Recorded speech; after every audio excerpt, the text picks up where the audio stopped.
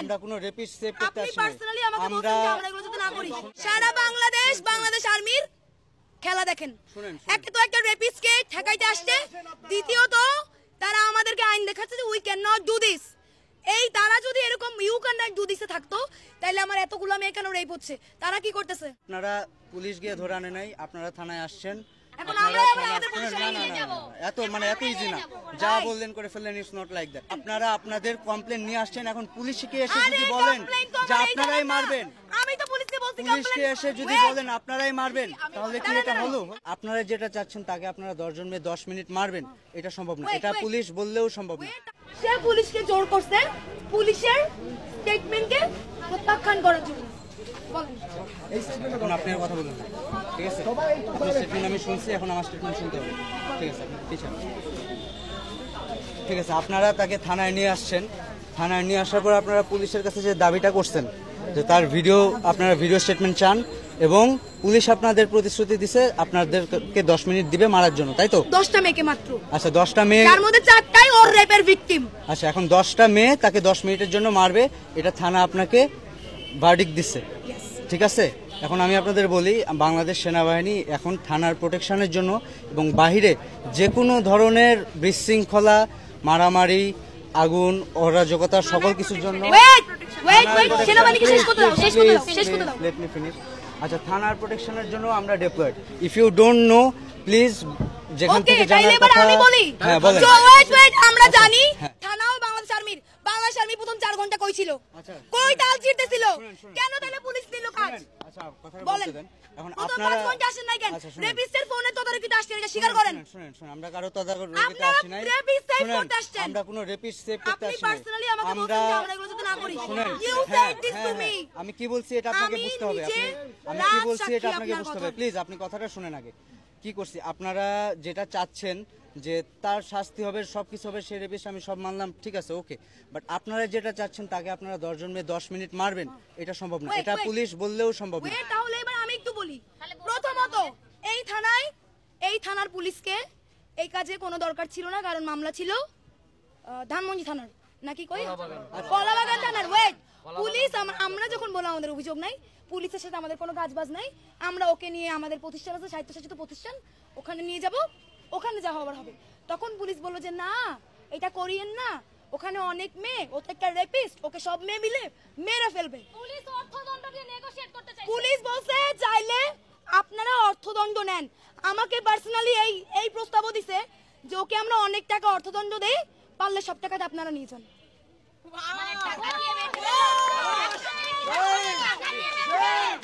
Bangladesh police গেল পুলিশের কাহিনী। এবার 4.5 ঘন্টা পর বাংলাদেশ আর্মি উদয়িত হলো, হইয়া সে স্টেটমেন্ট নেয়, সে ক্রাইমের লোকে কথা বলে। কেন? এগুলো তো আর্মির কাজ না, এগুলো পুলিশের কাজ বলে পুলিশের কাছে আসছি। যদি আর্মির কাজ হতো, আর্মি কেন শুরু থেকে ছিল না? কেন 5 ঘন্টা পরে গেল? এবং ইটস মাই টার্ন নাও।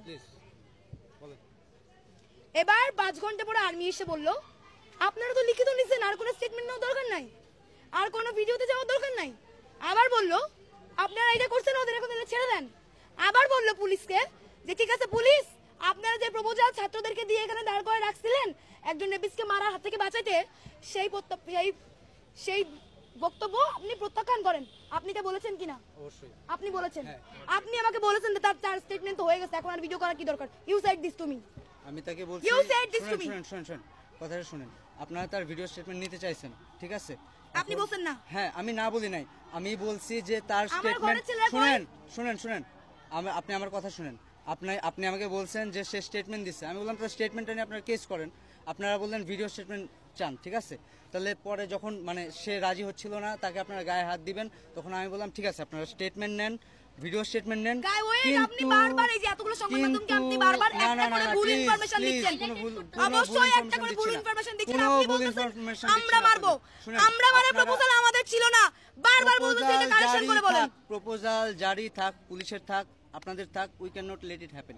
আপনারা তাদের গায়ে হাত তুলতে, তার গায়ে সে রেপিস্ট হোক, তার জন্য আপনি তার গায়ে বা আপনারা 10 জন মেয়ে তার গায়ে হাত তুলতে পারেন না। এই 1 মিনিট প্লিজ, শুনেন উল্টাপাল্টা কথা বলেন না, শুনেন।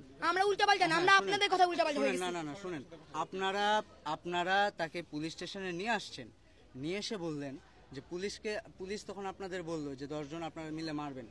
এটা কোনোভাবেই লজিক্যাল না, পুলিশ বললেও লজিক্যাল না। তাইলে পুলিশ কেন ইলজিক্যাল কথা আমাদেরকে বলে বুঝছিল? তাইলে এই কথা বলে বুঝছিল কেন আর আপনি আসলেন কেন? শুনেন, আমি আসছি, তারা আপনাদের মারতে যখন উদ্যত হয়েছেন তখন আমি আসছি, বুঝতে পারছেন? আমার শুনতেছেন? কথাটা শুনেন। সারা বাংলাদেশ আর্মির খেলা দেখেন। শুনেন, একটা তো একটা রেপিস্টকে ঠেকাইতে আসছে, দ্বিতীয়ত তারা আমাদেরকে আইন দেখাচ্ছে যে we can not do this. এই তারা যদি এরকম ইউ ক্যান নট ডু দিসে থাকতো, তাহলে আমার এতগুলো মেয়ে কেন রেপ হচ্ছে? তারা কি করতেছে? শুনেন, আপনি আমার কথা এখন যেটা আপনারা এখন যেটা চাচ্ছেন যে 10 জন মিলে 10 জন মেয়ে মিলে তাদের মারবেন, এটা কোনো ঝুলায় রাখবেন, এটা কোনোভাবেই ঠিক আছে, ওকে, এটা কাম্য না। বাংলাদেশ সেনাবাহিনী এটা করতে দিবে না।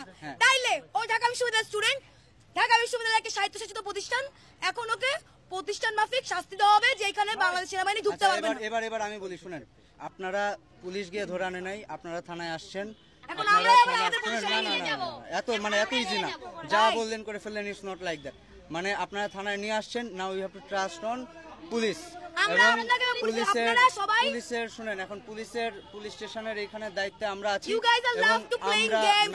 আমরা কোনো গেম খেলছি না। আপনারা আপনাদের কমপ্লেন নিয়ে আসছেন, এখন পুলিশকে এসে যদি বলেন যে আপনারাই মারবেন, আমি তো পুলিশকে বলছি, পুলিশকে এসে যদি বলেন আপনারাই মারবেন, তাহলে কি এটা হলো বলেন? এটা হলো বলেন? সে রেপ কথাটা উল্লেখ করেনি, আপনি তাকে জোর করেন নাই। আচ্ছা শুনেন, সে রেপ কথাটা উল্লেখ করবে, সে রেপ করেছে, সে কথাটা স্টেটমেন্টে অবশ্যই উল্লেখ করবে।